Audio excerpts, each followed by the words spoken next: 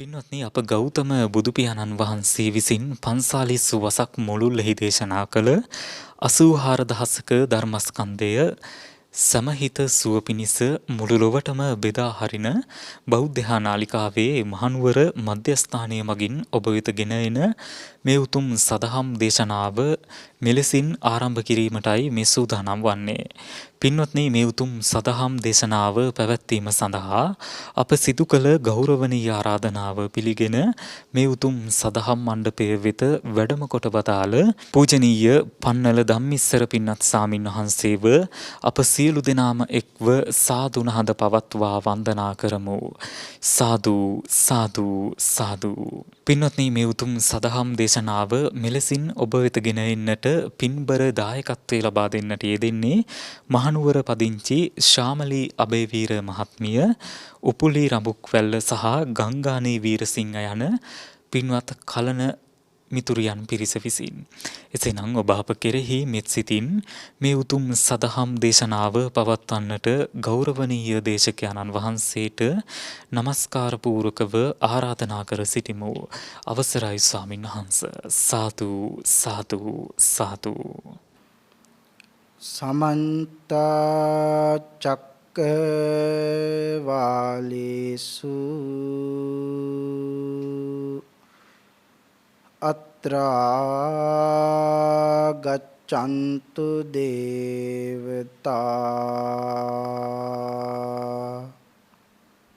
සද්ධම්මං මුනි රාජස්ස සුනන්තු සග්ග මොක්ඛදං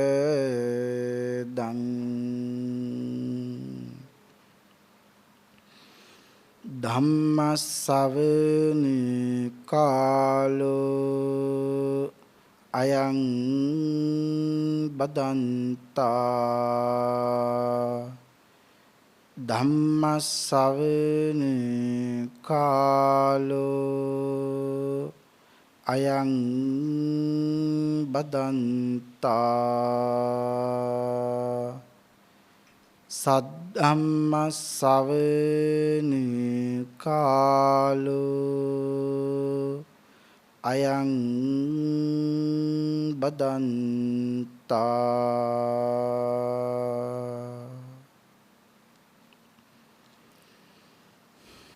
නමෝ තස්ස භගවතු අරහතෝ සබ්බ ධම්මේසු අප්පටිහත ඥානචාරස්ස දස බලධරස්ස චතුවේසා රජ්‍ය විසරදස්ස සබ්බ සත්තුත්තමස්ස ධම්මිස්ස රස්ස ධම්ම රාජස්ස ධම්මස්සාමිස්ස තථාගතස්ස සබ්බඤුනු සම්මා සම්බුද්දස්ස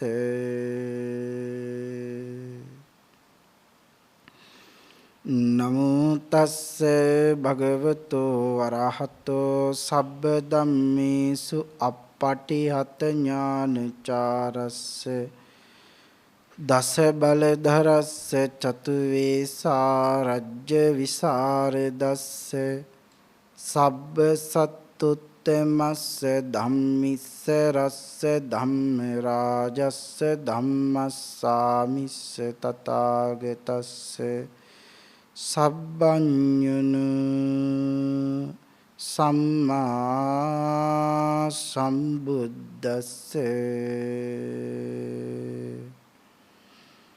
නමෝ තස්ස භගවතු අරහතෝ සබ්බ ධම්මේසු අප්පටිහත ඥානචාරස්ස දස බලධරස්ස චතුවේසා රජ්‍ය විසරදස්ස සබ්බ සත්තුත්තමස්ස ධම්මිස්ස රස්ස ධම්ම රාජස්ස ධම්මස්සාමිස්ස තථාගතස්ස සබ්බඤුනු සම්මා සම්බුද්දස්ස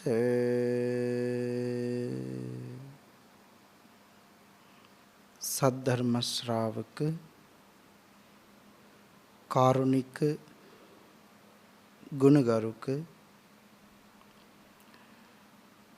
ශ්‍යාමලී අබේවීර පින්වත් මහත්මිය උපුලි රඹුක්වැල්ල පින්වත් මහත්මිය සහ ගංගානි වීරසිංහ පින්වත් මහත්මිය ඇතුළු සත්පුරුෂෝ කාරුණික බෞද්ධ පින්නතුනි බොහෝම ශ්‍රද්ධාවෙන් යුතුව මේ පින්වත් පිරිස සැදී පැහැදී සෝදානම් වෙන්නේ තථාගත ශාන්තිනායක සම්මා සම්බුදුරජාණන් වහන්සේ විසින් ලෝක සත්වයින් පිළිබඳ අනන්ත අප්‍රමාණ කරුණාවෙන් දයාවෙන් මෛත්‍රියෙන් යුතුව අවබෝධ කොටගෙන දේශනා කොට වදාළ අති උතුම් ශ්‍රී සද්ධර්ම රත්නයෙන් අබමල් රේණුවකටත් වඩා අඩු පුංචි දහම් කොටසක් දේශනය කරවාගෙන ධර්ම ගෞරවයේ පෙරදරි කොටගෙන දේශනාගත ධර්මය ශ්‍රවණය කරන්නත් එසේ ධර්ම ශ්‍රවණය කිරීමෙන් ලැබෙන අවවාද අනුශාසනා තමන්ගේ ජීවිතවලට එකතු කරගෙන වඩාත් නිවැරදි ඊ타මත් ධර්මානුකූල වූ මෙලව ජීවිතයක් සකස් කරගන්නත් ධර්මානුකූල වූ නිවැරදි වූ මෙලව ජීවිතයක් තුළින් පරලොව සුගතිගාමී වූ ආයතික භවගාමී ජීවිතයකින් සැනසීමේ අති උතුම් වූ පරම පවිත්‍ර චේතනාවෙනුයි සද්ධර්ම ශ්‍රවණේ සඳහා සැදී පැහැදී සෝදානම් වෙන්නේ. පින්තුනි මේ ලෝක ධාතුවේ පවතින සියලුම දහනයන් පරාජයට පත් කරමින් දිනන්නේ තථාගත ශ්‍රී සද්ධර්ම දානමය පින්කමයි. ඒ බව අපේ ලෝතර බුදුරජාණන් වහන්සේ සක්දෙව් මහ රජාණන් වහන්සේ අමතලා ප්‍රකාශ කරන්නට යෙදුණා. සියලුම දානයන් අභිභවනය කරමින් දිනන්නේ තථාගත ශ්‍රී සද්ධර්ම දානමය පින්කමයි. නිරන්තරයෙන් ධර්ම ශ්‍රවණය කරන පින්නතුන් හැටියට ධර්ම දානයේ කොයිතරම් වටිනවද කියන කාරණාව අපේ පින්නතුන් හැමදෙනාම දැන් මනාව දන්නවා. ඒ නිසා මේ කාරණාව බොහොම දිගින් දිගට සාකච්ඡා කරන්න බලාපොරොත්තු වෙන්නේ නේ. යම් කෙනෙක් සසරින් එතර යන්න බලාපොරොත්තු වෙනවා නම් ඒ සියලුම දෙනා ධර්ම ශ්‍රවණය කළ යුතුමයි. තනිවම ධර්ම ශ්‍රවණය කරන්න ඕනෑ තරම් ඉඩකඩ පහසුකම් තියෙන ඔබ අපි ශ්‍රවණය කරන ධර්මය තව බොහෝ දෙනෙක් ශ්‍රවණය කරත්වා කියන මහත් වූ කරුණාවෙන් මේ ලෝකයට දානය කරන්න කටයුතු සෝදානම් කරගන්න යෙදුණා. එහෙම සිද්ධ කරන්නේ මහත් වූ අනුකම්පාවක් කරුණාවක් මේ ලෝක සත්වයන් කෙරෙහි තියෙන නිසා. තනිවම ධර්ම ශ්‍රවණය නොකළ බොහෝ පිරිසකට අද බෞද්ධ රූපවාහිනිය තුලින් ධර්මයේ දානය කරන ධර්ම දානපතියන් බවට ඔබ සියලු දෙනාද පත් වෙනවා. මේ මහ පිංකම සිද්ධ කරන්නේ මේ මුළු මහත් වූ ලෝක ධාතුවම ප්‍රශ්න ආකාරයක වැටලා තියෙන යුගයක. ඒකට දුෂ්කර කාලයේදී කරන පිංකම. කරන්න බැරි කාලයක පිංකම් කරනකොට හරි ශ්‍රේෂ්ඨයි. මේ අපහසු කාලයක මේ කරන පිංකම හුඟක් ශ්‍රේෂ්ඨයි. එහෙමනම් භාග්‍යතුන් වහන්සේ දේශනා කරපු විදිහටම ධර්මයේ දානය කරනවා වගේම ඒ විදිහටම බණ අහන්නත් ඕනේ. අනීවරණ කියන සූත්‍රයෙන් පැහැදිලි කළා මහත් වූ බලාපොරොත්තුවක් හිතේ තියාගෙනම බණ අහන්න ඕනේ කියලා. මොකක්ද මේ බලාපොරොත්තුව? මා මේ ශ්‍රවණය කරන සද්ධර්ම දේශනාව තුළින් මාගේ සිතේ පවතින පංච නීවරණ ධර්මයන් යටපත් වේවා. ඒ වෙනුවට සප්ත බෝධ්‍යංග ආදී ධර්මයන් වැඩි දියුණු වේවා. මේ අති ශ්‍රේෂ්ඨ සද්ධර්ම දේශනාව අතරතුරදීම මාහට අති උතුම් වූ මාර්ගයක් ඵලයක් අවබෝධ වේවා කියන ප්‍රාර්ථනාවෙන් යුක්තවම ධර්ම ශ්‍රවණය කරන්ට ඕන යන බව භාග්‍යතුන් වහන්සේ පැහැදිලි කළා. එමනම් අපේ පියාණන් වහන්සේ දේශනා කරපු විදිහටම ධර්ම ශ්‍රවණය කරමු. මේ උතුම් වූ සද්ධර්ම දානය, මේ උතුම් වූ සද්ධර්ම ශ්‍රවණය ඔබට මට ඊ타ම ඉක්මන් භවයක ඊ타මත්ම කෙටි කාලයකින් සැප සහිත ප්‍රතිපදාවෙන් ආර්ය ධර්මාවබෝධයෙන් සැනසීම දෙසාම පාරමී වේවා කියලා ප්‍රාර්ථනා කරගනිමු. පින්තුනි, අද මේ උතුම් වූ ධර්ම දේශනාව සඳහා මම මාතෘකා කරගන්නට යෙදුනේ සසරේ ඇති භයානකකම් පිළිබඳව යම් කරුණු ටික ඔබට කියලා දෙන්නේ. සංයුත්ත නිකායේ මහවග්ගපාළියේ සඳහන් වෙන මනුස්ස චුති කියන සූත්‍රය ආශ්‍රයෙන් ධර්ම කරුණු ටික අපි සාකච්ඡා කරමු. පින්තුනි, අපි හැමෝම මනුස්ස ලෝකයට එන්නේ හුඟක් පින් කරලා. ඒ කාරණාව නිතර නිතර බණ අහන නිසා අපි දන්නවනේ.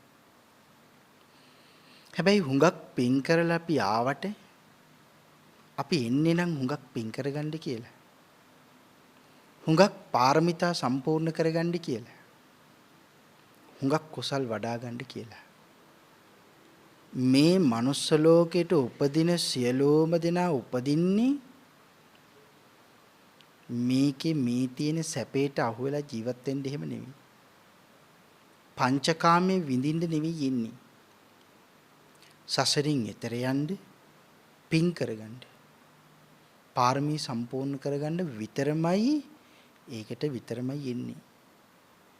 එතකොට එහෙම ආපු අපි මේ සසරට අහු වුණොත් ඒක හුඟක් භයානකයි. මේ සසරට බොහෝ දෙනෙක් අහු වෙනවා. රැට නිදාගත්ත ගමකට ලොකු ගංගාවක් උතුරලා පැතිරිලා යන මේ ගංගාවේ තියෙන ජලය මේ ගමට ගහගෙන එනවා. කලින් සූදානම් වෙලා හිටියේ නැති වුණොත් එහෙම මේ ගම මේ ගංගාවෙන් දෙගොඩ තලා යන එකෙන් බේරෙන්න මේ ගමේ මිනිසුන්ට මොකද වෙන්නේ? එහෙම්ම මේ ගඟට අහුවෙලා දන්නේමත් නැති වෙලාවක එක්ක නිදි ඇඳේම නිදි පැදුරෙම මෙරළ යන්න සිද්ධ වෙනවා. මේ සංසාරේ කියන සැඩපහරටත් පුළුවන්කම තියෙනවා. නිදාගෙන ඉන්න මිනිසුන්ව ඇදගෙන ගිහින් හුඟක් දුක් දීලා වේදනාව විඳින ස්වභාවයට පත් කරන්න. රාග දේශ මෝහ වලින් බරිත වෙච්ච මිනිසුන්ට පංච කල්යාණයට අහුන මේ ශරීරයෙන් තියෙන ඇහෙන් දකින රූපයට අහු වෙන මිනිසුන්ට, කනට ඇහෙන ශබ්දයට අහු වෙන මිනිසුන්ට, ශරීරයට දැනෙන ස්පර්ශයට අහු වෙන මිනිසුන්ට, මේ පංචේන්ද්‍රියන් වලටම අහු වෙන මිනිසුන්ට මේ සංසාරේ හුඟක් දුරයි. මායя කියන කෙනා පිටිපස්සේ ඉඳගෙන කෙවිතකින් ගහ ගහ අපිව දක්වගෙන යනවා වගේ මේ පංච කාමයන්ට අහු වෙන මිනිසුන්ට වේදනාව විඳින්න සිද්ධ වෙනවා මේ සසරේ. බුද්ධිමත් අය මොකද කරන්නේ? පංච කාමයෙන් මිදෙන්න කටයුතු කරනවා. උදාහරණයක් තමයි මහා කප්පින මහරජුරු. අනෝජාවට ලියුමක් ලියනවා. මේ නළලේ බැඳගෙන ඉන්න නළල පටියේ ගලවලා එළියන්නේ. උයනට ගිහින් ඉන්නේ. උයනේදී තමයි දැනගන්නේ භාග්‍යවතුන් වහන්සේ මේ ලෝකෙට පහළ වෙලා කියලා. අනන්ත සැප විඳින මහරජි. නළල් පටියේ ගලවලා නළල් පටියේ ලියුමක් ලියනවා රම්පටියේ. අනෝජා මං කවදාකවත් ආයෙ මාලිගාවට එන්නේ නෑ. මම හෙව්වේ සැප නෙවෙයි. මං හෙව්වේ රජ සැප නෙවෙයි. මං හෙව්වේ අසහාය ශාස්ත්‍රුන් වහන්සේ මේ මනුස්ස ලෝකෙට පහළ වෙලාදී කියලා. උන්වහන්සේ පහළ වෙලා. උන්වහන්සේ සවැත් නුවර වැඩ ඉන්නවා. උන්වහන්සේ පහළ වෙලා ඉන්න යුගයක මං යනවා අනෝජා උන්වහන්සේ හොයාගෙන. ලියුම ලියලා අනෝජා දේවියව මාලිගාවේ තියලා අනෝජාව දිහා බලන්නෙත් නැතුව නැවත මාලිගාවට යන්නෙත් නැතුව උයනේ ඉඳලම භාග්‍යවතුන් වහන්සේ හොයාගෙන යනවා. නුකට සැප විඳින්න තිබ්බේ නැද්ද? සැපේ අතහැරියා. මේ සැපේ කොයිතරම් භයානකයිද? හිතන්නකෝ රටේ රජුරු කෙනෙකුට ආසයි රටේ රජුරුව වෙන්න. රටේ රජුරුව වෙන්න ආස වුණාට රටේ රජුරවන්ට වැඩිපුරම පින් කරන්නද පුළුවන් පව් කරන්නද පුළුවන්? අපි වැඩිපුරම පිනට වඩා නැඹුරු වෙන්නේ පවට. හිතන්නකෝ දැන් රටේ රජතුමා වුණා කියලා. රටේ රජුරුව වුණාම රජුරවන්ට සිද්ධ වෙන්නේ නැද්ද? මොකද රටේ මිනිස්සු මත්ද්‍රව්‍ය පානය කරනවා. ඒවා නැති වුණොත් එහෙම රජයට විරුද්ධව කැරලි ගහනවා මිනිස්සු.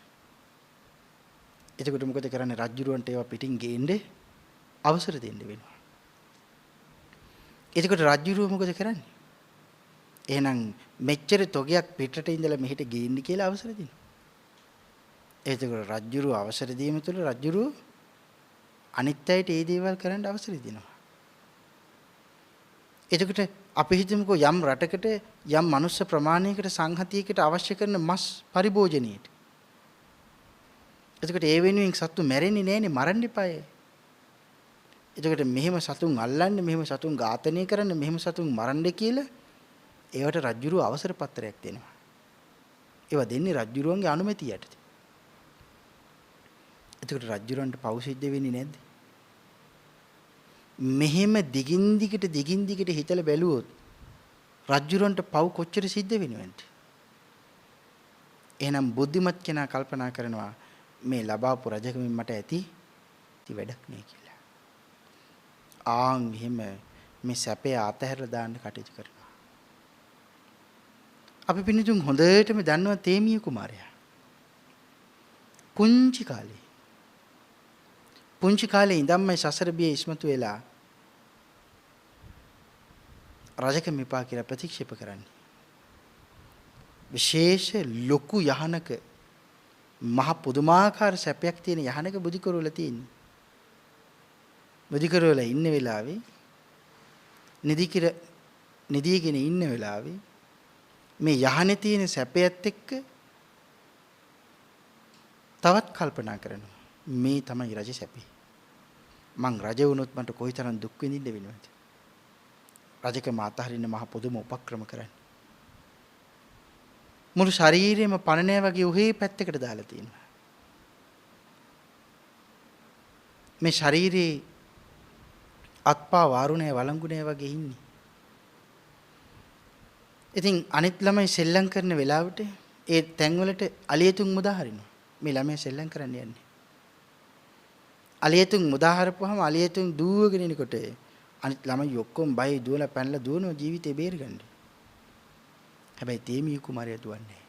දිව්වොත් මට මගේ ඇඟපත හොඳට වාරු වළංගුයි කියන එක අනිත් අය දැනගන්නවා. දැනගත්තොත් මට රජ වෙන්න වෙනවා. එතකොට මොකද කරන්නේ? දුවන්නේ. අලින්ට පෑගිලා මම මැරිලා ගියා වෙයි. නමුත් රජකම නම් මට එපා. මේ ශාරීරිය පැත්තකට දාලා තියෙන ඔහේ පැත්තකට දාලා. මුළු ශාරීරිය පුරාවටම සීනි පුරවන. කුඹි ඇවිල්ලා කනවා. එතකොට ඒගොල්ලෝ කනකොට පැණි ටික විතරක් කාලා නතර වෙනවද? හැමට උඩින් තියෙන සිවිය. ඒගොල්ලෝ මොකද කරන්නේ? ඒ සිවියෙත් පැණි රහ දැනෙනවා නම් සිවියත් හපලා ඒගොල්ලෝ කනවා. එතකොට වේදනාව දැනෙන්නේ නැද්ද? කුඹි කාලා මම මැරිලා ගියපුවා වෙයි. මට රජකම නම් ආයේ එපා. මේ විදිහට ඉන්නේ. එතකොට තේමී කුමාරයා පිළිබඳව බොහොම ගැඹුරින් සඳහන් කරලා තියෙනවා. රජකම ප්‍රතික්ෂේප කරපුවට මාලිගාවෙන් පිටමං කරන කම්ම කතා කළේ නේ කියලා සඳහන් කරනවා. කිරිමවුරු පුංචි කාලේ අලුත් ඉපදුනහම සද්ද කරන්නේ නැති නිසා, මැරිච්ච මලමිනියෙක් වගේ ඉන්න නිසා කිරිපොවන්නේ. ඉතින් කතා කරනකන් කෑ ගහලා අඬනකන් කිරිපොවන්නේ. බැරිම තැන ඉතින් තමයි ගිහිල්ලා කිරිපොවන්නේ. සඳහන් කරනවා මම කිරි නැතුව බඩගින්නේ මැරිලා ගියත් කමක් නැහැ. මට රජකම නම් ආයෙපා. තන්නේ ඇයි එහෙම කරන්නේ? සැප විඳින්න අපිට මේ ලෝකෙට ආවේ ඇයි කියන කාරණාවත් අපිට අමතක වෙනවා. ඒ විතරක් නෙවෙයි මේ සසරේ භයානකම අපිට තේරෙන්නේ. එතකොට හිතන්න මේ සසර කොයිතරම් භයානකයිද?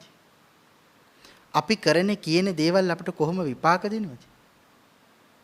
අපි භාග්‍යතුන් වහන්සේ මනුස්ස චුති කියන සූත්‍රයෙන් බොහොම කෙටි සාරයක් තියෙන්නේ. මේ මනුස්ස චුති කියන සූත්‍රේ. අපි බුදුරජාණන් වහන්සේ මේ මනුස්ස චුති සූත්‍රයෙන් සඳහන් කරනවා. උන්වහන්සේ දවසක් මේ මහ පොළොව අතගාලා වැලි ටිකක් නියපොත්තට ගන්නවා. අපි දන්නේ නියපොත්තට ගන්නවා කියලානේ.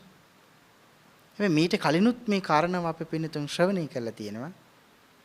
නියපොත්තට නෙවෙයි වැලි ටික ගන්න. නිය පිඬට. නිය පිඬ කියන්නේ නිය කෙරවලට. දැන් අපි නියපොතු වැඩි වෙන්න අපි මොකද කරන්නේ? කපනවා, අයින් කරනවා. එතකොට භාග්‍යතුන් වහන්සේගේ අශෝභන ලෙස පිළිහිట్లా තියෙනවද? නෑ. ඔබේ මගේ වගේ නියපොතු අශෝභන ලෙස භාග්‍යතුන් වහන්සේගේ පිළිහිట్లా නෑ. හරි ලස්සනයි. එතකොට උන්වහන්සේ මේ වැලි ටික ගන්නේ මුළු නියපොත්තටමද? මුළු නියපොත්තටම නෙවෙයි. නිය පිඬට. බලන්න ඔයගොල්ලෝගේ නියපොතු වල හැමත සම්බන්ධ නැති ටිකක් ඉදිරියට ඉලිප්පුණු කොටසක් තියෙනවා. ඒකෝර හිතන්නකො මුළු නියපොත්තටම වැලිකැට කොච්චර අහු වෙනවද? නිය පිඬට වැලිකැට කීයක් අහු වෙන්නේ නැද්ද? 5 බින්දු කොච්චර අහු වෙන්නේ නැද්ද? එහෙනම් නියපොත්තටමත් වඩා ටිකයි නිය පිඬට අහු වෙන්නේ.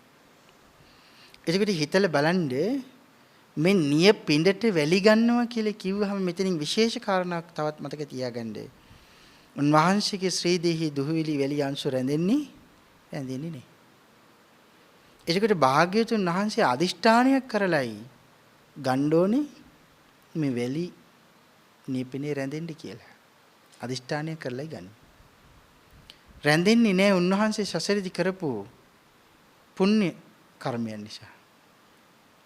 එතකොට සඳහන් කරනවා හරියට කොයි වගේද එහෙනම් දුහවිලි කොයිතරම් අපි හිතමුකෝ ලොකු කාන්තාරයක් මැද්දෙන් භාග්‍යවතුන් වහන්සේ ගියත් හරියට උන්වහන්සේ කාන්තාරයක් මැද්දෙන් ගියේ නෑ වගේ. ඒ තරම් ඔබ වගේ මං වගේ සාමාන්‍ය කෙනෙක් කාන්තාරයක් මැදින් ගියොත් කොයිතරම් දුවිලි වෙලි අංශු අපේ ඇඟේ රැඳෙයිද? මේ භාග්‍යතුන් වහන්සේ එහෙම නැහැ. සඳහන් කරනවා හරියට කොයි වගේද මේ නෙළුම් පතට වතුර බින්දුව වැටුනහම නෙළුම් පතේ රැඳෙනවද? නෑ රැඳෙන්නේ නෑ. වතුර රැඳෙන්නේ නෑ.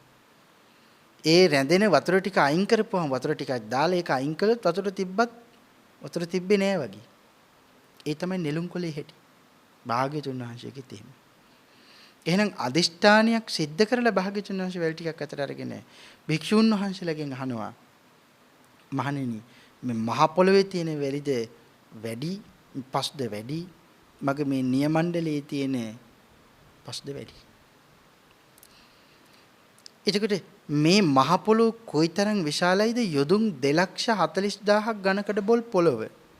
යොදුනක් කියන්නේ හැතැම්ම 10කින් කියන ගාණක් කියලා හිතුවොත් එතකොට හිතන්නකෝ කොයිතරම් විශාලයිද මේ මහ පොළොව කියලා.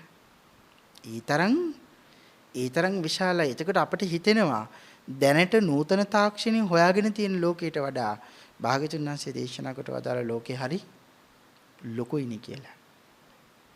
ඒකට කෙටියෙන් පිළිතුරු සැපයුවොත් අපි දැනට මේ ලෝකයෙන් දැකලා තියෙන මේ ලෝකේ කියලා බොහොම ටිකයි. භාග්‍යතුන් වහන්සේ දේශනා කොට වදාළ ලෝකය සම්පූර්ණයි. මේ මනුස්ස ලෝකයෙන් අපිත් මේ මනුස්ස ලෝකේ දැකලා තියෙන්නේ බොහොම ටිකයි මේ පෘථිවි. අපි නොදැක්ක තැන් දැකපු නැති තැන් හුඟක් තියෙනවා. දකින්න බැරි නිසා අපි මේ දේවල් ගැන අහනවා. උදාහරණයක් විදිහට කිව්වොත් උතුරු කුරු දිවයින වගේ තැන් අහලා තියෙනවා, ගිහිලා තියෙනවද? ගිහිල්ලා නැහැ, දන්නේ නැහැ. ඒ වගේ තැන් බොහොමයක් තියෙනවා මේ ලෝක ධාතුවේ. ඒ කියන්නේ මේ පේන ලෝකෙට විතරක් නෙමෙයි මනුස්ස ලෝකය කියලා භාග්‍යවතුන් වහන්සේ දේශනා කළේ. එහෙමනම් සඳහන් කරනවා කොයිතරම් වැලි තියෙනවද, පස් තියෙනවද මහණෙනි කියලා අහපුවාම ස්වාමින් වහන්සේලා පිළිතුරු දෙනවා. භාග්‍යවතුන් වහන්සේ ස්වාමීනි ඔබ වහන්සේගේ නියමණ්ඩලයේ තියෙන පස් වලට වඩා මේ මහ පොළොවේ තියෙන පස් වැඩි ස්වාමීනි. ආන් ඒ විලේ භාග්‍යවතුන් වහන්සේ පිළිතුරු දුන්නා. මහණෙනි මගේ මේ නියමණ්ඩලයේ තියෙන වැලිහා සමානවම පස්හා සමානවම බොහොම පුංචි කොටසක් තමයි මනුස්ස ලෝකේ ඉඳලා සුගතිය උපදින්න කියලා දේශනා කළා. මනුස්ස ලෝකයෙන් මැරිලා ගියපුවාම හිතන්නකෝ මේ මුළු ලෝකෙම එකපාරට මැරුණා කියලා. ඒ මැරුණ සියලුම දෙනා එකපාර මැරුණොත් මේ බිලියන ගණනාවක් මිනිස්සු ඉන්න මේ මුළු ලෝකෙම සේරම මිනිස්සු අතර ඊටාම ස්වල්පයයි. භාග්‍යවතුන් වහන්සේ කියන නියම මණ්ඩලයේ කෙරෝලේ තිබුණ වැලිහා සමානවම කොටසක් විතරයි දෙවියන් අතර උපදින්නේ. එතකොට ඉතිරි ඔක්කොටම මොකද වෙන්නේ? ඉතිරි ඔක්කොටම වෙන දේ තමයි නිරේ ඉපදෙන්න වෙන්නේ. ඒකට ඇයි නිරේ ඉපදෙන්න වෙන්නේ? දැන් නිරේ ඉපදෙන්න නම් හේතුවක් තියෙන්න එපායේ. මොකද ඒකට හේතුව? ඒක මේ සූත්‍රයේ අග සඳහන් කළා. චතුරාර්ය සත්‍ය ධර්මයේ දන්නේ නැතිකම නිසා කියලා. චතුරාර්ය සත්‍යය අපි පිළිතුන් දන්නවා. එතකොට චතුරාර්ය සත්‍යය උපදින්නේ පහළ වෙන්නේ භාග්‍යතුන් වහන්සේ නමක් මනුෂ්‍ය ලෝකයකට පහළ වුණාම විතරයි.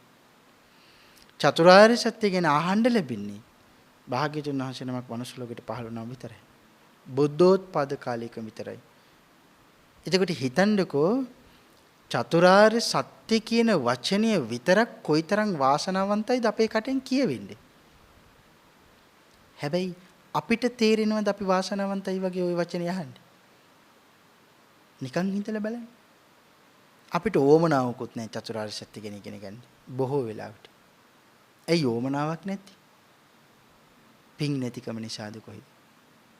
එහෙනම් සඳහන් කරන්නේ ඇයි ධර්ම ශ්‍රවණය කරලත් අපේ ජීවිතය අපිට හදාගන්න හිතෙන්නේ නැත්තේ? අපට හදාගන්න හිතෙන්නේ නැත්තේ වෙනතුනි රාග, දේශ, මෝහ ඉස්මතු වෙලා තියෙන නිසා.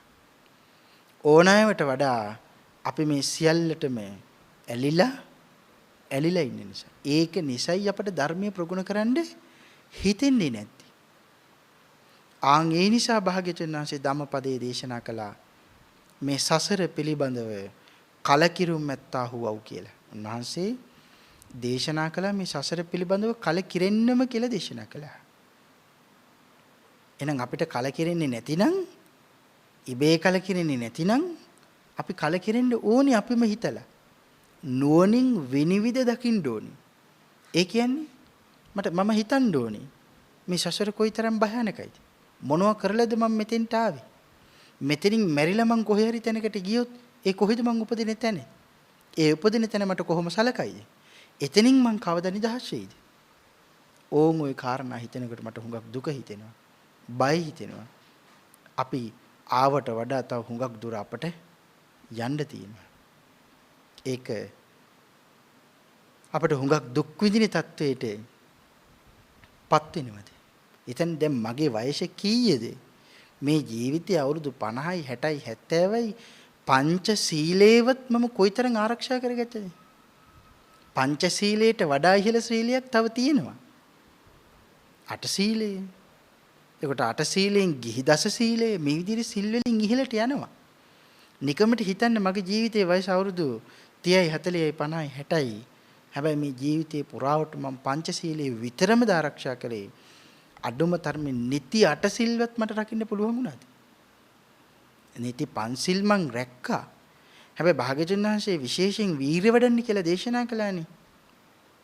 ඒ වීරිය වැඩිම නිති පංචශීලයේ දැන් මට පංචශීලයේ හොඳටම ආරක්ෂා කරන්න පුළුවන්. එහෙනම් මං හිතින් පස්සේ නිති අටසිල් රකින්නවා. නිති අටසිල් රැකගෙන පොයට ගිහි දස සීලය මං ආරක්ෂා කරනවා. අපිට එහෙම හිතන්න තිබුණා. වීරිය තියෙනවා නම් ප්‍රඥාව තියෙනවා නම් අපි එහෙම කළාද? එකමට හිතන්න. අපි එහෙම කළාද? එහෙම කරන්නවත් අපිට හිතෙන්නේ නෑ. ඇයි හිතෙන්නේ නැති? අපි මේ දේවල් වලට ඇලිලා ඉන්න නිසා. ආන් ඒක දකින්න ඕනේ. භාග්‍යවතුන් වහන්සේ ඒක දකින්න කියලා දේශනා කළේ කොහොමද? හිතන්නකො ලොකු කන්දක් තියෙනවා. ස්තම්භයක් තියෙනවා කියලා හිතන්නකො. ඉස්සර නගර මැද්දේ නගර කෙරවලේ දොරටුව ළඟ ලොකු කණුවක් හිටවනවා. ඒකට කියන්නේ ඉන්ද්‍රකීලය කියලා. ඒක තමයි නගරයක් තියෙනවා කියලා සන්තුහන් කරන ලක්ෂණය. හුඟා කුසයි. මේ ධර්මයේ සඳහන් කරලා තියෙන සමහර වෙලාවට සමහර ඉන්ද්‍රකීලවල නගරාරක්ෂක කුටි පවා තියෙනවා කියලා. එතකොට මේ ඉන්ද්‍රකීලයේ උඩට නැගපුවාම මුළු නගරයම පේනවා. ඉන්ද්‍රකීලයේ පල්ලෙහා ඉඳලා බැලුවොත් එහෙම මුළු නගරෙම පේනවද? නෑ පේන්නේ නේ. හැබැයි මේ මුළු ඉන්ද්‍රකීලයේ උඩටම නැගලා පල්ලෙහා බැලුවොත් අතන මිනිස්සු ගොවිතැන් කරනවා. අතන මිනිස්සු සුරාවපානය කරනවා. අතන ළමයි සෙල්ලම් කරනවා. අතන වැඩිහිටියෝ කතා බහ කරනවා. අතන රජුරෝ රජකම් කරනවා. අතන හොරු හොරකම් කරනවා. මෙතන මිනිස්සු නිකන් ඉන්නවා. අර පැත්තේ මිනිස්සු නිදි. අර මිනිස්සු ගහබැන ගන්නවා. අර මිනිස්සු පංච දුෂ්චරිතයේම හැසිරෙනවා. මේ සියල්ලම උඩ ඉඳලා බැලුවොත් පල්ලෙහා ඔක්කොම පේන්නේ නැද්ද? ඔක්කොම ටික පේනවා. භාග්‍යතුන් වහන්සේ අපට දේශනා කළේ මේ ලෝකයේ තියෙන යථාවාදී තථාකාරී ස්වභාවය දකින්න ඕනි හරියට කොයි වගේද? අර උඩක ඉඳලා බිම් බලන මිනිහා වගේ. ඔක්කොම අපට නිවැරදිව පේනවා. එහෙම අපි දකින්න ඕනි. එහෙම දකින්න බෑ සම්මාදිට්ඨියටපත් වෙන්නේ නැති මිනිහට. පැහැදිලිද කියන කාරණාව? එහෙම දකින්නත් උඩ ඉන්න මිනිහසුට සුදුසුකමක් තියෙන්න ඕනේ. ඒ සුදුසුකම මොකද්ද? සම්මාදිට්ඨිය තියෙන්නේ. සම්මාදිට්ඨිය නැතිනම් ඒ මිනිහා දුක් විඳගෙන අර ඉන්ද්‍රකීලයේ උඩටම නැග්ගට පල්ලෙහ බැලුවත් ඒ මිනිහට අවශ්‍ය කරන විදිහටයි මේ මිනිහා දකින්නේ. නැත්නම් මේ මිනිහා සැබෑ විදිහට නෙවෙයි ලෝකේ දකින්නේ. මැරිලා කුණු වෙන කෙනාව දැක්කොත් උඩ ඉන්න මිනිහා සම්මාදිට්ඨියටපත් වෙලා නැතේ. ඒ මිනිහා හිතුවොත් මේ මැරිලා නෙවෙයි ඉන්නේ ලෙඩකටපත් වෙලා කියලා. බැරි වෙලාවත් ඒ කාලය තුල තිබුණොත් මිත්‍යා දෘෂ්ටියක්. ඒ මිත්‍යා දෘෂ්ටියෙන් පිළිගන්නවා අර මැරිලා නෙවෙයි ඉන්නේ ලෙඩ වෙලා කියලා. හැබැයි සම්මාදිට්ඨියටපත් වෙන කෙනා උඩ ඉඳලා පල්ලෙහා බලනකොට අර මැරිච්ච මිනිහා දකින්නේ මේ ලෙඩ වෙලා නෙවෙයි මැරිලාමයි ඉන්නේ. පැහැදිලිද මේ කාරණාව? ටිකක් ගැඹුරට හිතලා බලන්න. නැවත වතාවක් මේ ධර්මදේශනාව ශ්‍රවණය කරනකොට මේක ටිකක් හිතලා බලන්න. හුඟක් ගැඹුරුයි මේ කාරණාව. එතකොට මේ මනුස්ස චුති කියන සූත්‍රය අපේ භාග්‍යවතුන් වහන්සේ සඳහන් කළේ මනුස්ස ලෝකෙන් මිදිලා දෙවියන් අතර උපදින්න යන අය හුඟක් අඩුයි. එතකොට මනුස්ස ලෝකයෙන් මිදිලා දෙවියන් අතර උපදින්න යන අය බොහොම අඩුයි නම් මනුස්ස ලෝකයෙන් මිදලා යන බොහෝ දෙනෙක් උපදින්නේ කොහෙද? අටමහා නරකයන් වල. සතර මහා අපායන් වල. එනම් බොහෝ දෙනෙක් නිරය පුරවනවා කියලා දේශනා කළා. එතකොට මනුස්ස ලෝකයෙන් මෙරිලා නැවත මනුස්ස ලෝකෙට එන අය ඒත් අඩුයි. මනුස්ස ලෝකයෙන් මෙරිලා මනුස්ස ලෝකේටම නැවත අඩුයි එන පිරිස. එනම් මරුණ එතනින් බොහෝ දෙනෙක් නැවත යන්නේ කොහෙද ආයේ? ඒත් සතර මහා පාය. එතකොට අපි හිතමුකෝ දෙවියන් අතර ඉපදිලා එහෙ කාලේ ඉවරුනහම එහෙ ආයුෂ ඉවරුනහම එතනින් නිදහස් වෙලා නැවත දෙවියන් අතර උපදින පිරිස බොහොම අඩුයි. එතනින් එහෙනම් දෙවිවරු වෙලා ඉඳපු දෙවිවරුම එතනින් මැරිලා ගියපුවාම එක්ක කොහෙද උපදින්නේ? එක්ක නිර්යන් වල. තිරිසන් අපාය හෝ, പ്രേත අපාය හෝ, අසුර අපාය හෝ මේ වගේ උපදිනවා. එතකොට දෙවියන් අතරින් මැරිලා යන දෙවිවරු දෙවියන් අතරම උපදිනවා නම් ඒත් බොහොම අඩුයි. ওই විදිහට සියලු අපායන් ගැන හිතලා බලන්න. තිරිසන් අපායෙන් මැරිලා යන තිරිසන් අපායේ දුක් විඳපු කෙනෙක් නැවත තිරිසන් අපායෙම තමයි බොහෝ දෙනෙක් උපදින්නේ. එතනින් නිදහස් වෙන්නේ බොහෝම සීමිත කීප දෙනෙක්.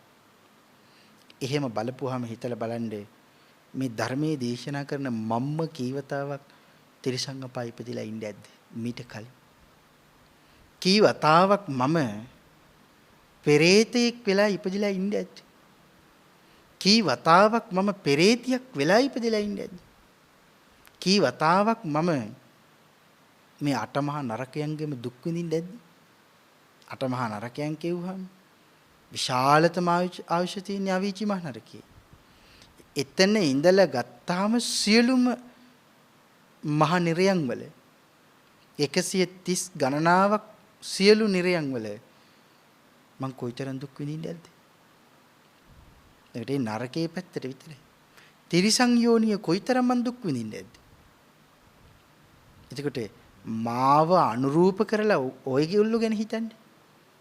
ඔයගොල්ලෝ කොයිතරම් දුක් විඳින්නේ නැද්ද? අපේ සාරිපුත්ත මහරහතන් වහන්සේ ධනංජානි කියලා බමුණෙක් පිළිබඳව දැනගෙන හිටියා. දන්නවනේ ධනංජානි සූත්‍රය. ධනංජානිලා බොහොම දෙනෙක් ඉන්නවා. මේ තව එක ධනංජානි කෙනෙක්. සිටුවරේ. හැබැයි රජ්ජුරුව ගන්න කියන පමණට වඩා ප්‍රමාණයක් මිනිස්සුන්ගෙන් ගිහිල්ලා කොල්ල කරනවා. රජ්ජුරුව කියලා තියෙන්නේ ඇමතිවරුන්ට මිනිස්සුන්ව තලන්නේ පෙලන්නේ නැතුව බොහොම ටිකක් විතරක් අරගන්න මිනිස්සුන්ට ජීවත් වෙන්න ඉතිරි සේවලුත් තියන්නේ. බදු ටික විතරක් අරගන්න. ධනංජානි මොකද කරන්නේ? ගිහිල්ලා රජ්ජුරුව කීවාය කියලා සියලුම දේවල් ටික අරගන්නවා. මිනිස්සු අහනවා. අපි මොනවා කාලද ජීවත් වෙන්නේ? ඕවා ඔක්කොම අරගෙන ගියපුවාම කියලා. අපේ දරුමල්ලෝ ඉන්නවා. අපි බොහොම අමාරුවෙන් ජීවත් වෙන්නේ. අපිට ටිකක් හරි ඉතිරි කරලා යන්න. එහෙම කිව්වහම මතක් කරනවා ඒවා ගිහිල්ලා බේරගන්න රජ්ජුරුවොත් එක්ක.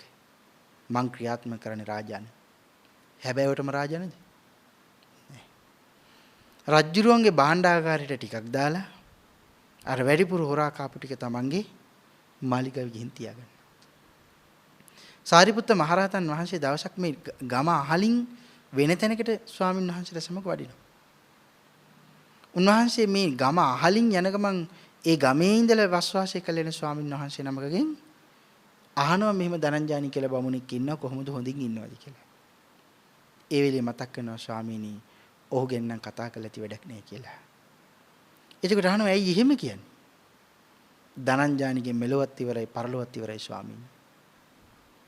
සාරිපුත්ත මහරහතන් වහන්සේ නිරයන් ගැන දන්නවා. විඳින්න වෙන දුක් ගැන ඔයගොල්ලන්ට මට වඩා හොඳට දන්නවා.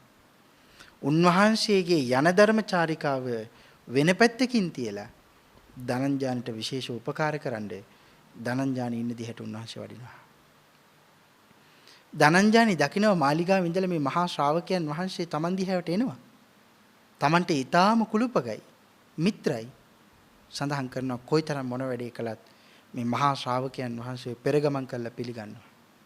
මේ පෙරගමන් කිරීම ගෞරව ලක්ෂණයක්. දන්නව නේද පෙරගමන් කිරීම පිළිබඳ? අපේ නිවසට යම් යතිවරයන් වහන්සේ නමක් එනවනම් උන්වහන්සේව පිළිගන්න අපි ඉස්සරහට ගිහිල්ලා උන්වහන්සේ එනකොට මගට අපි ගමන් කරනවා. මගට ගමන් කරලා ධන මණ්ඩලයේ බිම ඇනලා නාලතලිය බිම තියලා උන්වහන්සේගේ දෙපාවන් සම්බාහනය කරලා අපි වැඳලා පිළි අරගෙන මුතුකුට ශේෂත් දරාගෙන පෙරහැරින් උන්වහන්සේලා අපේ නිවසට වඩම්මනවා. ධනංජානිත් මෙහෙම ගිහිල්ලා පිළිගත්තා. මතක් කළා ස්වාමීනි දාන වළඳන්නත් වෙලාව ලං වෙලා තියෙන නිසා අපේ මාලිගාවට ගිහිල්ලා දාන ටිකක් වළඳමු. නෑ ධනංජානි මං දාන වළඳලා ඉන්නේ. ස්වාමීනි එහෙනම් කිරි කැඳ ටිකක් වළඳමු. බෑ.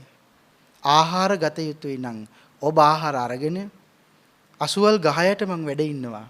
එතෙන්ට එන්නේ මට ඔබ සමග කාරණාවක් සාකච්ඡා කරන්න තියෙනවා. ධනංජානිවත් දන්නේ නෑ මාව සසරින් එතරටපත් කරන්නයි මේ මහ ශ්‍රාවකයන් වහන්සේ ඇවිල්ලා ඉන්නේ කියලා. ආහාර අරගෙන මෙතෙන්ට ඇවිල්ලා කතා කළා. කතා කරනකොට ඇහුවා ධනංජානි මොනවද මේ කරන්නේ? පැහැදිලි කළා. ඇත්තම කියනවා. දෙකට අනිත් ශික්ෂාපද යම් තරමක් හරි ආරක්ෂා කරන්න ඇති. මෙතන සඳහන් කරන විදිහට මේ සූත්‍රයේ කරලා තියෙන්නේ හොරකම් කරන එක විතරයි. එතකොට හොරකම අරමුණු කරගෙන මේ මහරහතන් වහන්සේ මතක් කරනවා ධනංජානි හොරකම් කළා ඇද්ද? හොරකම් කළා හරි ගියාද? කොහෙද යන්න බලාපොරොත්තු වෙන්නේ? මේ කාරණා මතක් කරනකොට සඳහන් කරනවා ස්වාමීනි හොරකම් නොකර මම මොනව කරන්නද? මගේ සේවකයෝ නඩත්තු කරන්න ඕන. මගේ මාලිගාවට විශේෂ අය එනවා මං ලොකු කෙනෙක් නිසා. එතකොට ඒ එන සියලුම දෙනාව මං නඩත්තු කරන්න ඕන. ඒගොල්ලන්ට මං උදව් උපකාර කරන්න ඕන. උපස්ථාන කරන්න ඕන. මගේ தත්ත්වය මං රැකගන්න මං කටයුතු කරන්න ඕන. මගේ අම්මා තාත්තව මං ආරක්ෂා කරගන්න මට මුදල් තියෙන්න ඕන. ධන දාන්නේ තියෙන්න ඕන. මං ඒ ඔක්කොම කරන්නේ ඒ හොරකම් කරන දේවල් වලින්. ඒ වෙලේ මෙලොව පරලොව පිළිබඳව ධනංජානි බමුණුතුමාට මේ මහා ශ්‍රාවකයන් වහන්සේ කන්නු පැහැදිලි කළා. ඒ වෙලේම පොරොන්දුවක් වුණා ස්වාමීනි අද පටන් මම ඒ වැරද්දෙන් වළකිනවා කියලා. ආන් සත්පුරුෂයාගේ ප්‍රඥාවන්තයාගේ හැටි. නොනැත්තන්ගේ හැටි. අර උත්තම වූ සත්පුරුෂයන් වහන්සේ දේශනා කරපු වචනේ නිකරුණී වචනයක් උනේ නේ. මොකද හැදුනා. තේරුම් ගත්තා. මං සසරින් මිදෙනවා ස්වාමී. උන්වහන්සේ එතනින් වැඩියා.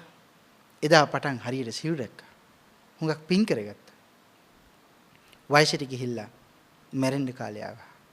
මේ මහා ශ්‍රාවකයන් වහන්සේ තාරංචින ධනංජානි බමුණුතුමා මැරෙන්න කාලය ලඟ වෙලා කියලා. සඳහන් කරනවා මහා ශ්‍රාවකයන් වහන්සේ බලනවා කොහෙද උපදින්නේ කියලා. උන්වහන්සේ හුඟා කාරුණිකයි. උපදින්නේ කොහෙද? නිරේ ඉපදින්නේ. නිදහස් වෙන්න කරන්න ඕනේ. මං වාගේ උත්තමේ මේ වාගේ කල්යාණ මිත්‍රයෙකුට සසරින් එතර යන්න උපකාර කරන්න ඕනේ. එහෙම කියලා ළඟට ගිහිල්ලා. හරි අපූර්ව ධර්ම කාරණා ටිකක් අහනවා. ධනංජානි බ්‍රාහ්මණතුමනි කොහේ ඉපදින්නේද කැමති? අපායේ භයානක නැද්ද? අපායට වඩා പ്രേත ලෝකේ හොඳ නැද්ද? ස්වාමිනී പ്രേත ලෝකේ හොඳයි නිරේට වඩා. പ്രേත ලෝකෙට වඩා මනුස්ස ලෝකේ හොඳ නැද්ද? මනුස්ස ලෝකේ හොඳයි ස්වාමීනි. මනුස්ස ලෝකෙට වඩා දිව්‍ය ලෝකේ හොඳ නැද්ද?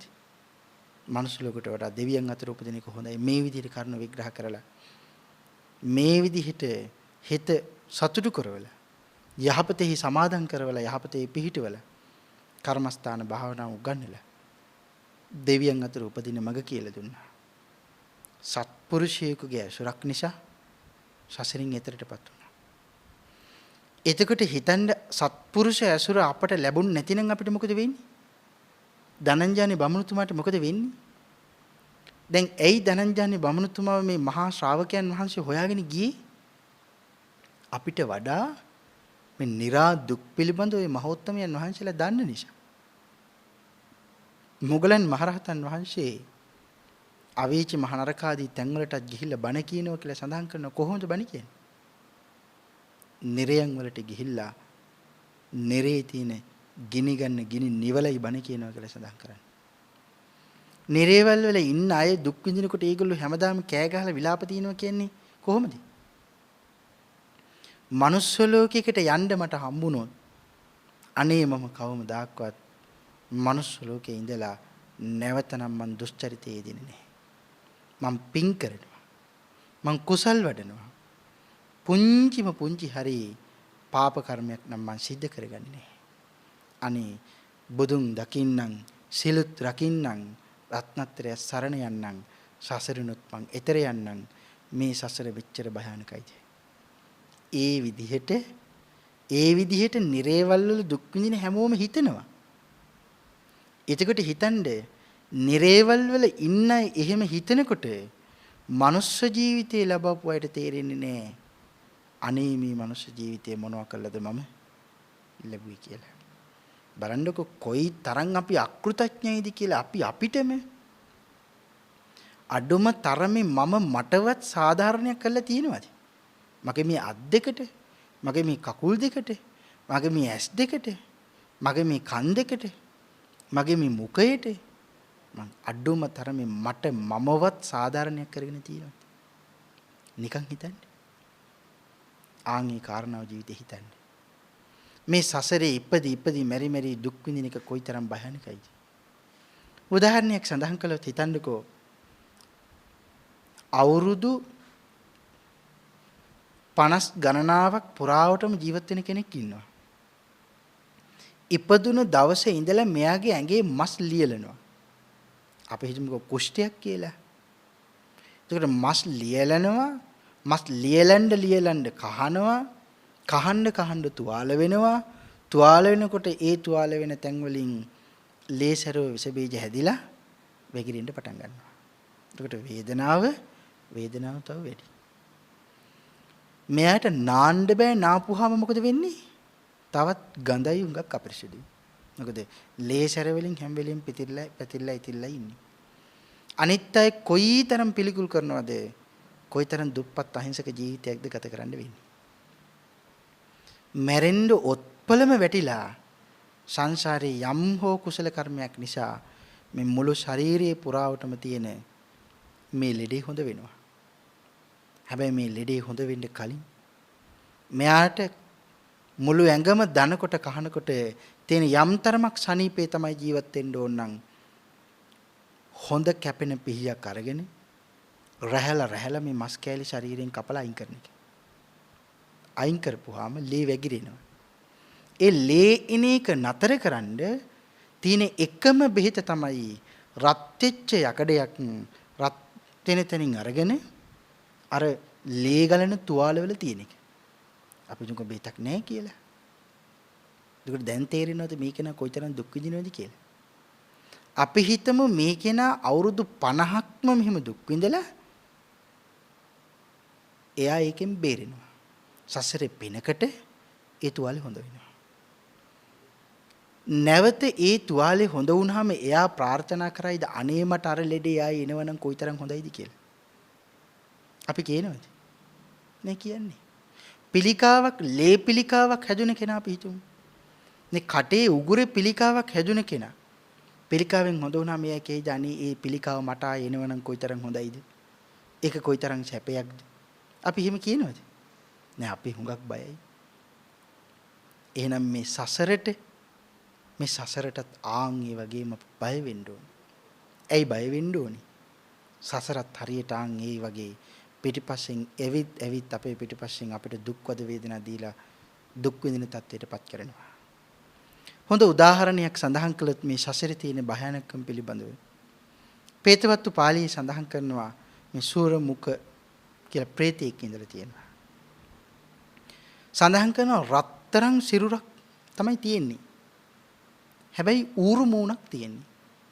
ප්‍රේතෙක් වෙලා ඉඳගෙන දුක් විඳිනවා. කවුද කියලා හිතෙනකොටයි මේ සසරේ භයානකම අපට තේරෙන්නේ.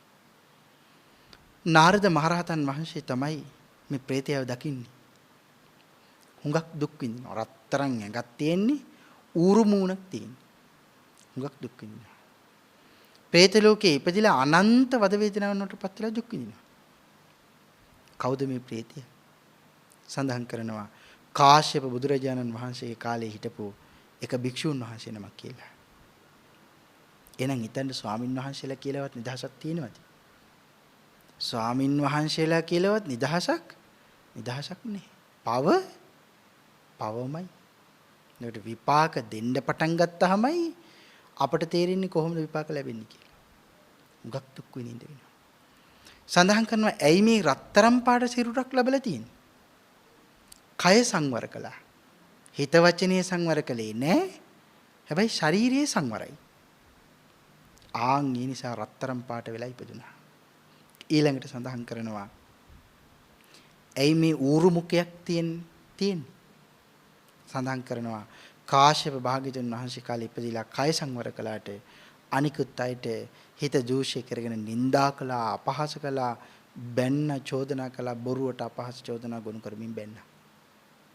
ආන් ඒ නිසා මේ විදිහට പ്രേත ලෝකේ ඉපදුනා. හැබැයි අමතක කරන්න එපා.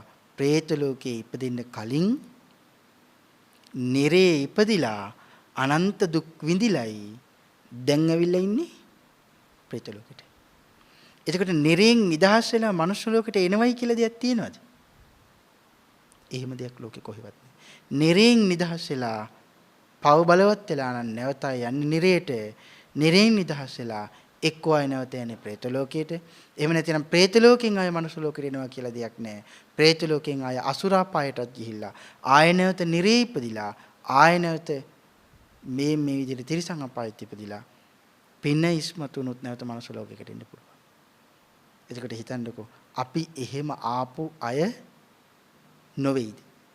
අපිත් එහෙම සසරේ ආපු අයම වෙන්න ඇති. මේ තමයි සසරේ භයානක. තවත් කාරණාවක් සඳහන් කරනවා මේ බොරුවට දියුරුපු එක කාන්තාවක්. ඊර්ෂ්‍යාව නිසා එක ස්වාමියෙක් බිරින්දෑවරු දෙන්නෙක් විවාහ කරගත්තා. එක බිරිඳකට දරුවෝ නැහැ. දෙවෙනි බිරිඳට දරුවෙක් කුසට ආපු ගමන් පළවෙනි බිරිඳට ඊර්ෂ්‍යාව ඇති වුණා. වහදීලා ඝාතනය කෙරෙව්වා. පස්සේ ළඟට ඇවිල්ලා ඇහුවා "තී නේද ඝාතනය කළේ" කියලා. බොරුවට දිවුරුවා "මම හිම නෙවෙයි ඝාතනය කළේ.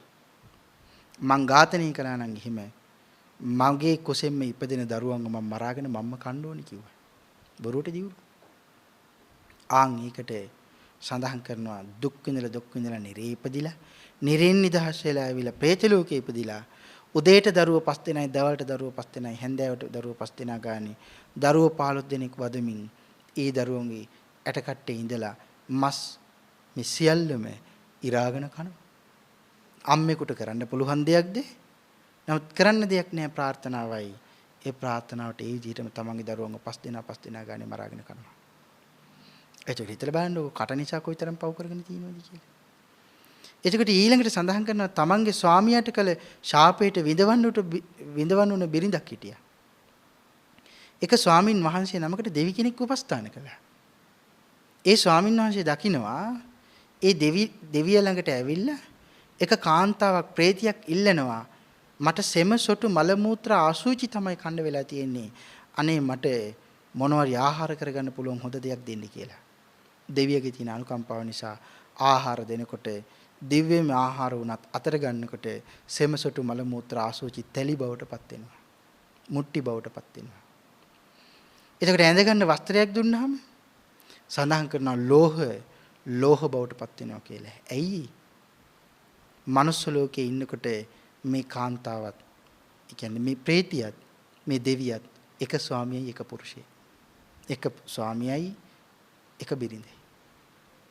මනුස්ස ලෝකේ ඉන්නකොට තමන්ගේ ස්වාමියා කරපු පින්කම් වලට අකුල් හෙලපු නිසා ආන් අර විදිහේ උප්පත්තියක් ලැබලා දුක් විඳිනවා. අපි එහෙම කැමතිද? මම කැමති නෑ. ඔබ කැමතිද? ආන් මේ කාරණාව හිතන්න මේ සසරේ දිගින් දිගට ඇදෙනකොට අපිට යන්න වෙන තැන්. තවත් කාරණාවක් සඳහන් කරන කුජුත්තරාව. පුදුමාකාර ධර්මදර කාන්තාවක්. හැබැයි උදේනි රජුරුවන්ගේ සේවිකාවක්. කොයිතරම් ධර්මදරයිද කොයිතරම් සත්පුරුෂයිද උදේනි රජුරුවන්ගේ බිරින්දෑවරු 500 දෙනෙක්ම සෝවාන් ආර්ය ශ්‍රාවිකව බවට පත් කළා. ඒ තරම්ම මහ පුදුමාකාර සත්පුරුෂය. හැබැයි සඳහන් කරනවා ඇය 16ක් වෙලා ඉපදෙන්න හේතු වුණේ මොකද්ද? සඳහන් කරනවා කාශ්‍යප ලෝතර බුදුරජාණන් වහන්සේගේ කාලේ එක සිටු දිනියක් කියලා. මේ සිටු දිනියට හිටියා යෙහෙලිය. ඇය පස්සේ කාලේ පැවිදි වෙලා රහත් තෙරණියක් වුණා. යාළුකම පාවිච්චි කරලා රහත් සාමණේරියන් වහන්සේ නමක් බවට පත් වුණාම මොකද කළේ? යහළුකම පාවිච්චි කරලා දුර තියෙන රන් පොදියක් ටිකක් දුර තියෙන රන් පොදියක් අර රහත් භික්ෂුණීන් වහන්සේට කියලා තමන් ළඟට ගෙන්න ගත්තා. උදව්වක් වගේ මේ කරගත්තේ. හැබැයි මේ උදව්ව රහත් සාමණේර තෙරින් වහන්සේ නමකින් තමයි කරගත්තේ භික්ෂුණියෙක්. ආන් ඒකට සඳහන් කරනවා අවුරුදු 500ක්ම එක දිගට 16ක් බවට පත් වෙලා ඉපදුනා. එහෙනම් අපේ භාග්‍යවතුන් වහන්සේ කාලෙත් ඇයි 16ක්. ඇයම උදාහරණට අරගෙන තවත් කාරණාවක් සඳහන් කළොත් සඳහන් කරනවා ඉදිරියට නැවිලා ගියපු ශරීරයක් ඇයට තියෙන්නේ. ඒ කියන්නේ කයි කුදුයි. ඇයි එහෙම ඉපදුනේ? ඒක සඳහන් කරනවා පසේ බුදුරජාණන් වහන්සේ නමක් පොහොසත් දියණියක් බවට පත් වෙලා මනුස්ස ලෝකේ යම් කාලයක ඉන්න කාලේ බුද්ධෝත්පාද කාලයක නෙවෙයි පසේ බුදුරජාණන් වහන්සේ නමක් මේ ශරීරයේ කුදු කරගෙන ටිකක් ඉදිරියට නැමිලා වයසට ගිහිල්ලා මහලුයි ගමනක් යනකොට ඒ දිහා බලන් ඉඳලා අනිත් අයට රඟපාලා පෙන්නවා මෙන්න මේ විදිහටයි ගියේ කියලා.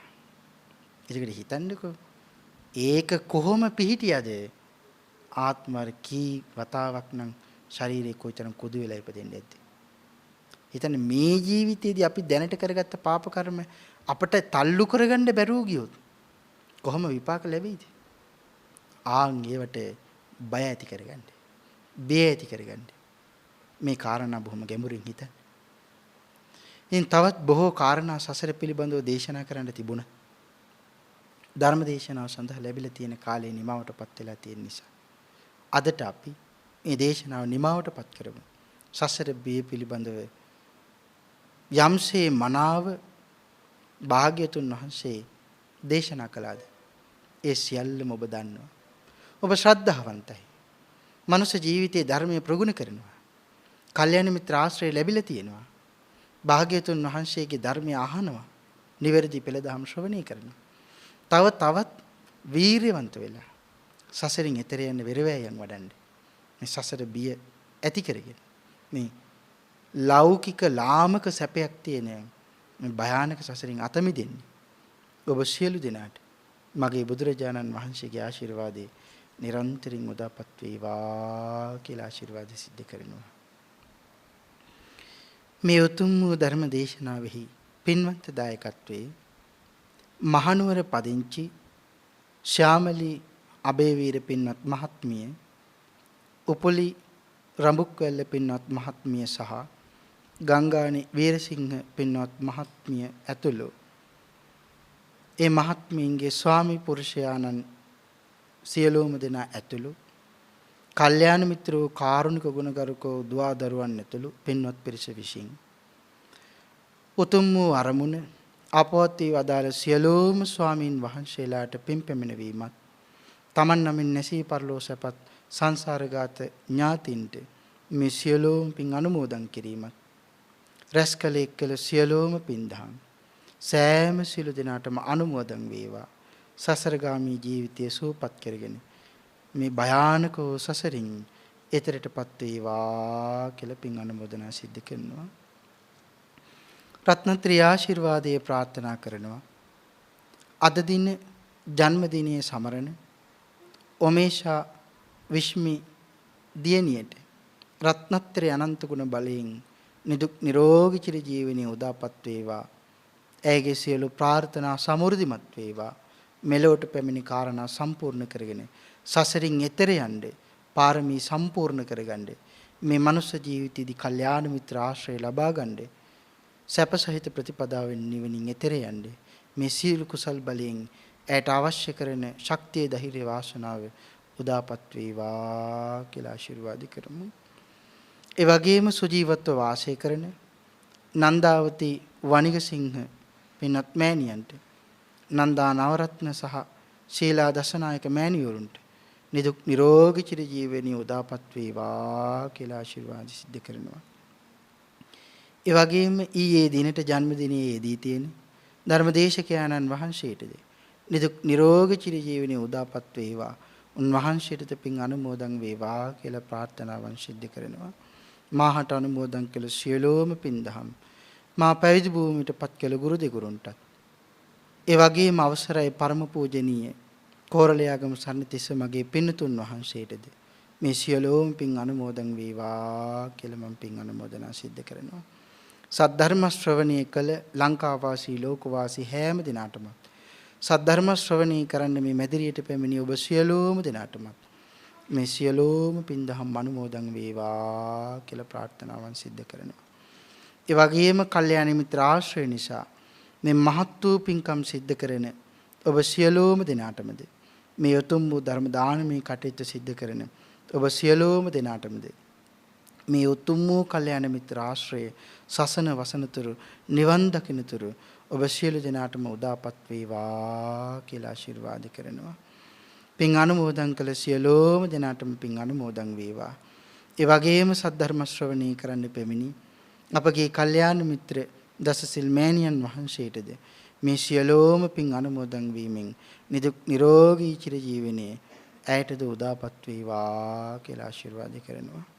ඒ වගේම බෞද්ධ මාධ්‍ය ජාලයේ නිර්මාතෘවර අවසරයි බෝධිසත්ව ගුණෝපේත දරණාගම කුසල ධම්ම මහා ස්වාමින් වහන්සේ බොරලන්දේ වජිරඥාන මහා ස්වාමින් වහන්සේ ඇතුළු රටට දැයට නිර්මල වූ පර්‍යාප්තිය දානී කරන්න වෙහෙසෙන බෞද්ධ කාර්ය මණ්ඩලයේ හැම දිනාටම මේ සියලුම පින්දහම් අනුමෝදන් වේවා කියලා ප්‍රාර්ථනාවන් සිද්ධ කරනවා. පින් අනුමෝදන් කළ හැම දිනාටම පින් අනුමෝදන් වේවා. රත්නත්‍රි ආශිර්වාදේ ප්‍රාර්ථනා කළ ඔබ සියලුම දෙනාට රත්නත්‍රි ආශිර්වාදේ උදාපත් වේවා. මෙවැනි මාහඟි කුසල කර්මියෝ සසරින් එතරටපත් වීමට තව තවත් සිදු කර ගැනීමට ඔබ සියලුම දෙනාට රත්නත්‍රි ආශිර්වාදේ උදාපත් වේවා. ඊ타ත්ම ඉක්මන් භවයක ඊ타ත්ම කෙටි කාලයකින් සැප සහිත ප්‍රතිපදාවෙන් ආර්ය ධර්ම අවබෝධයෙන් සැනසීමට මේ කුසල කර්මියෝ පාරමී ධර්මයන් බෞතමපත් වේවා කියලා ප්‍රාර්ථනා කරගනිමු. ආකාශට්ඨා චුම්මට්ඨා දීවා නාග මහිද්దికා පුඤ්ඤන්තං අනුමෝදිත්වා චිරන් රැක්කන්තු ලෝක සාසනං තී දේවෝ වස්සතු කාලේන සස්්‍ය සම්පatti හෝතු ච පීතෝ බෞතු ලෝකෝ ච රාජා භවතු ධම්මිකෝ